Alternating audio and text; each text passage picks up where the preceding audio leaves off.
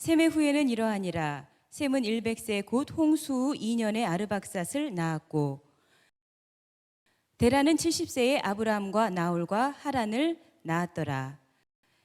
네, 성경은 하나님의 구속사를 기록한 책입니다. 구속사라고 하는 것은 예수 그리스도의 죽으심과 부활을 중심으로 죄인을 구원하는 모든 역사를 가리킵니다. 그런데 이 성경의 구속사에 중요한 순간마다 족보가 분기점처럼 등장하고 있다는 것입니다. 족보로서 구속사의 한 시대를 마감하기도 하고 족보로서 한 시대를 새롭게 출발하기도 합니다. 따라서 이 족보를, 성경을 잘 이해하기 위해서는, 또한 그 속에 감춰져 있는 구속사를 우리가 깨닫기 위해서는 가장 중요한 방법이 이 족보를 연구하는 일입니다. 오늘 이 시간에는 창세기 11장 족보를 통해서 그 속에 감춰져 있는 구속사적 경륜이 무엇인지를 함께 살펴보도록 하겠습니다.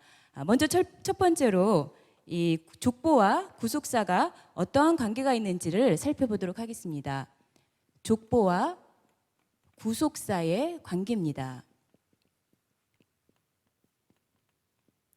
이 족보라고 하는 것은 바로 구속사의 압축이라고 말할 수 있겠습니다. 족보는 구속사의 압축. 특별히 성경에서 이 창세기에는 10개의 족보가 나타나 있는데요. 아담부터 요셉의 죽음에 이르는 2300년의 기간을 그 족보 속에 담고 있습니다. 즉 하나님께서는 기나긴 하나님의 구속 역사를 이 족보 속에 압축하고 있다는 것이죠. 족보에 있어서 가장 중요한 요소는 바로 이름이죠. 이름이라고 하는 것은 그 사람 존재 자체입니다. 그 사람의 속성 혹은 그 사람의 됨됨이, 그 사람이 어떠한 삶을 살았는가를 알 수가 있는 것이죠. 따라서 우리가 그 사람의 이름의 뜻이 무엇인지를 살펴보고 또 그 사람이 향수한 연대를 살펴본다면 그 사람을 향한, 각 세대를 향한 하나님의 구속사가 무엇인지를 우리가 깨닫게 됩니다. 즉 족보는 모든 하나님의 구속사를 압축하고 있다는 것입니다.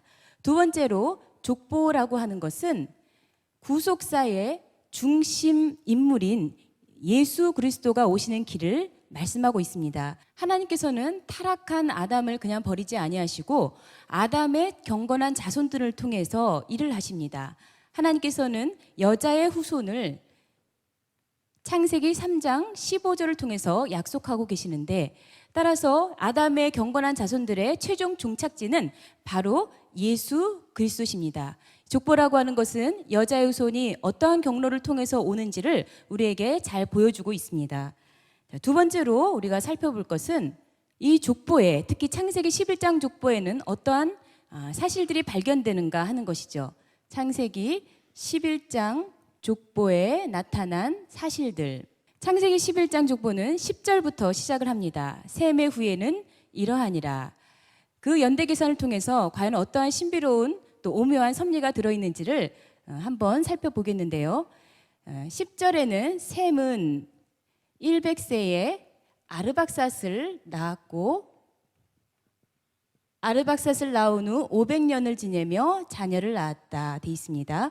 아르박삿은 35세에 셀라를 낳았고 셀라를 낳은 후 403년을 지내며 자녀를 낳았으며, 셀라는 30세에 에벨을 낳았고 에벨을 낳은 후 403년을 지내며 자녀를 낳았으며, 에벨은 34세에 벨렉을 낳았고 벨렉을 낳은 후 430년을 지내며 자녀를 낳았으며, 벨렉은 30세에 루를 낳았고 루를 낳은 후 209년을 지내며 자녀를 낳았으며, 루는 32세에 수룩을 낳았고 수룩을 낳은 후 207년을 지내며 자녀를 낳았으며, 수룩은 30세에 나홀을 낳았고 나홀을 낳은 후 200년을 지내며 자녀를 낳았고, 나홀은 29세에 데라를 낳았고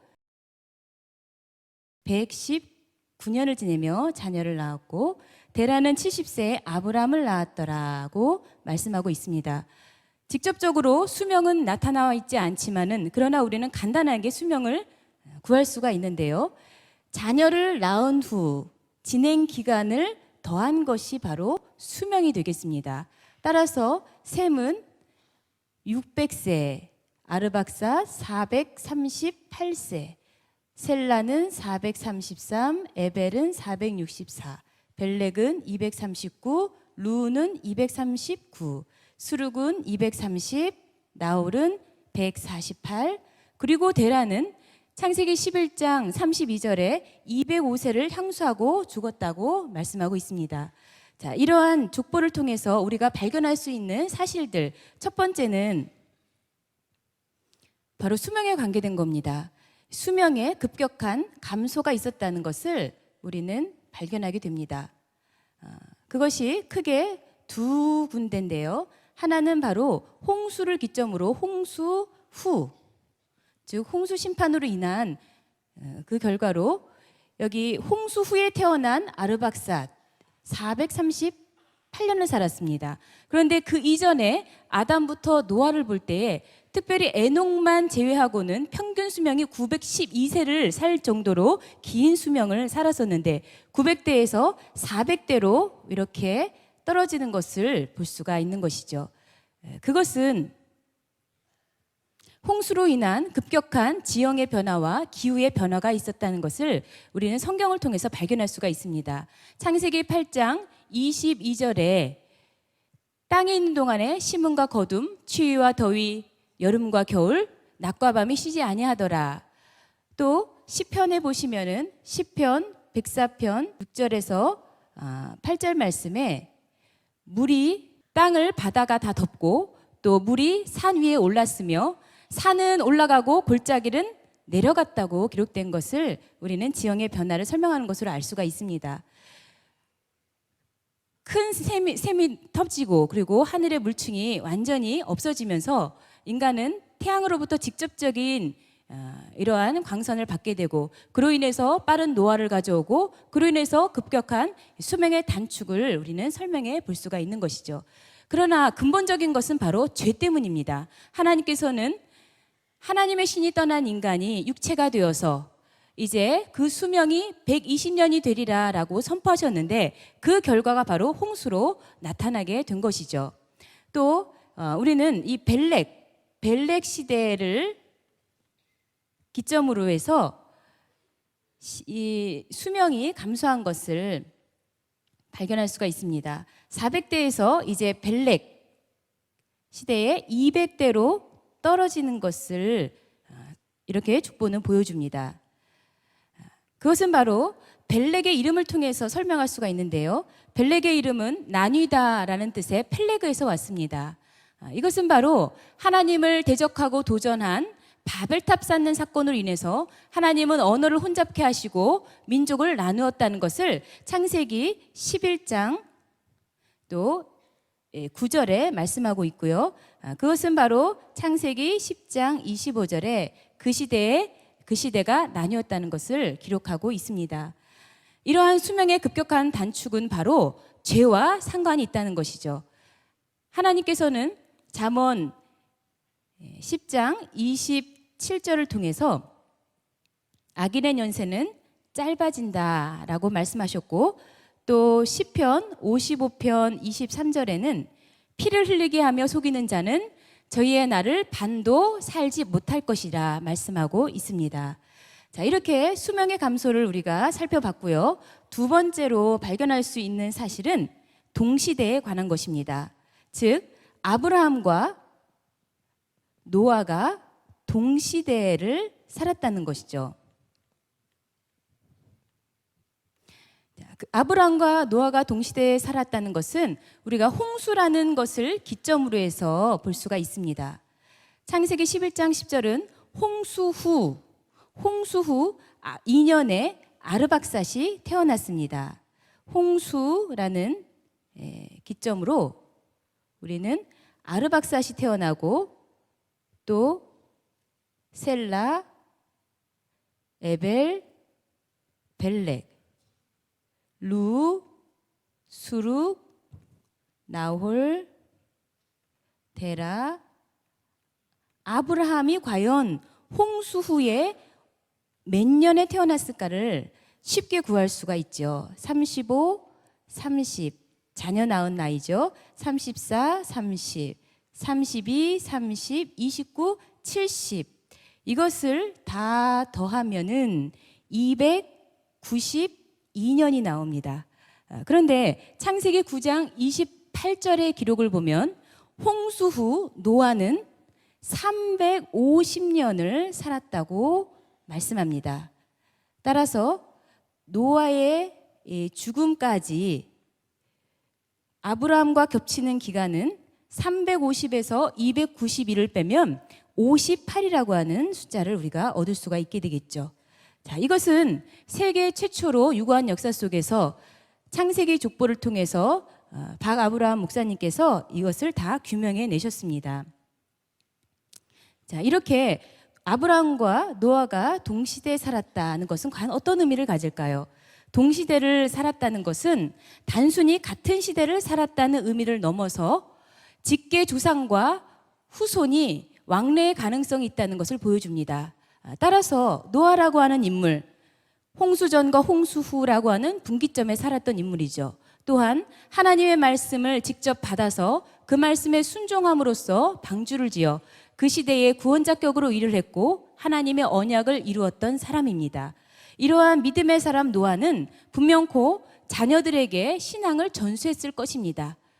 또 나아가서는 아브라함과 58년 동시대에 살았다고 하는 것은 아브라함에게도 믿음의 조상이 된 아브라함에게도 긍정적인 영향을 미쳤을 것으로 생각해 볼 수가 있습니다. 자, 그 다음에 세 번째 발견할 수 있는 사실은 바로 신앙의 계보가 있다고 하는 것이죠. 신앙의 계보가 있다. 그런데 그 계보가 누구에게 이어지고 있느냐면 이 마지막 인물인 아브라함에게 이어지고 있습니다.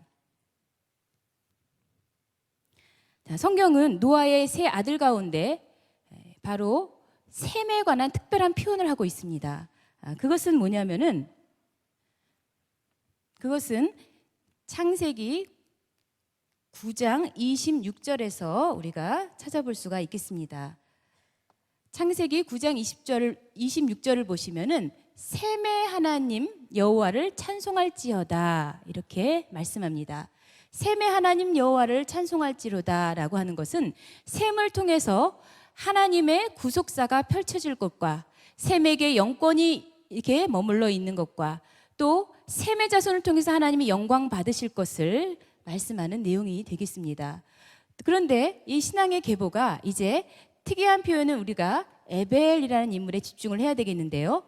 셈을 설명할 때 에벨 온 자손의 조상이요 라고 창세기 10장 21절에 기록하고 있습니다. 에벨은 어떤 인물입니까? 에벨은 그의 나이 464세의 장수가 말해주듯이 경건한 사람입니다. 그 이름은 바로 아바르라고 하는 단어에서 나왔는데요.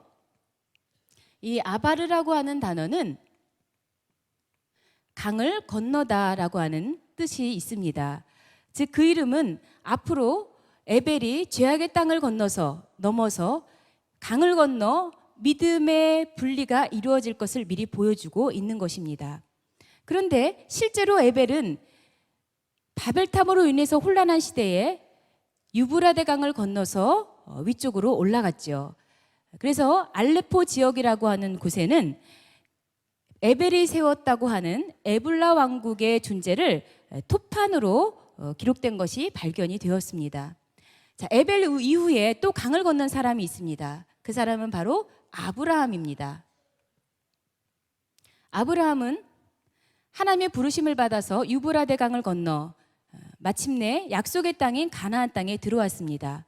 그런데 아브라함을 설명할 때 나타나는 수식어가 뭐냐면은 창세기 14장 13절에 보면은 히브리 사람 아브라함이라는 거죠. 히브리 사람. 그런데 이 히브리라는 단어가 위에 있는 에벨이 나왔던 원어인 아바르 같은 어원에서 파생된 단어입니다. 이것은 무엇을 뜻할까요? 그것은 바로 히브리 사람들은 바로 에벨의 후손이라는 것을 가르쳐주고 있는 것입니다. 또한 히브리인의 조상이 된 아브라함은 에벨과 같은 신앙의 그 맥을 타고 유브라데 강을 건너서 믿음의 길을 걸어갔다는 것을 보여주는 것이라고 할 수가 있겠습니다. 자, 이렇게 이 족보를 통해서 우리는 세 가지 사실을 크게 살펴보았습니다. 자, 결론을 맺겠습니다. 이 11장, 창세기 11장 통해서 볼 때 이것은 하향식 족보입니다. 위에서부터 아래로 내려가는 하향식 족보는 맨 마지막 인물에게 주목을 시키고 있는 것이죠. 즉 아브라함이라고 하는 인물이 새로운 구속사적인 중심 인물로 등장을 하고 있는 것입니다. 그래서 창세기 11장 셈의 족보는 셈을 통해서 에벨을 거쳐서 아브라함으로 이어지는, 결국 마침내 아브라함의 자손으로 예수 그리스도가 오시는 길을 보여주고 있는 것입니다. 창세기 11장 족보는 이제 앞으로 하나님께서 전 세계 천하 만민을 구원하시겠다고 하는 목적을 가지고 아브라함을 부르신 그 구속사의 전환점이라고 할 수가 있겠습니다. 그것은 하나님께서 이름을 바꿔주신 아브라함, 그 아브라함의 뜻이 많은 무리의 아버지, 열국의 아버지라고 하는 것이 보여주듯이 아브라함은 전 세계 모든 민족을 구원시키는 데 있어서 하나님께서 쓰시는 중요한 인물이라고 하는 것이죠. 그런데 갈라디아서 3장 7절을 볼 때 믿음으로 말미암은 자들은 다 아브라함의 자손이라고 했습니다. 그렇다면은 예수 그리스도를 믿는 저와 여러분은 다 아브라함의 자녀들입니다. 그렇다면은 우리가 자녀라면 아버지 아브라함에게 주목을 해야 되겠죠. 과연 아버지 아브라함이 어떤 분인가 우리가 배워야만 합니다. 우리가 자녀라면 아버지 아브라함을 본받아야만 됩니다. 그 아버지를 닮은 모습이라면 그 아브라함의 역사 속에서 모든 것을 다 버리고 본토, 친척, 아비 집을 떠나는 결단이 있어야 되겠죠. 또한 하나님의 뜻을 위해서 이렇게 유브라데 강을 건너는 그러한 수고가 있어야 되겠죠. 갈 바를 알지 못하지만은 오로지 말씀을 쫓아가는 아브라함처럼 우리도 아버지 아브라함을 닮아서 신앙의 유브라데 강, 우리를 가로막는 불신의 강, 욕심의 강, 또 게으름의 강, 인본주의 강을 넘어서 구속사의 중심에 우뚝 서서 하나님의 뜻을 위해서 승리하는 저와 여러분이 다 되시기를 바랍니다.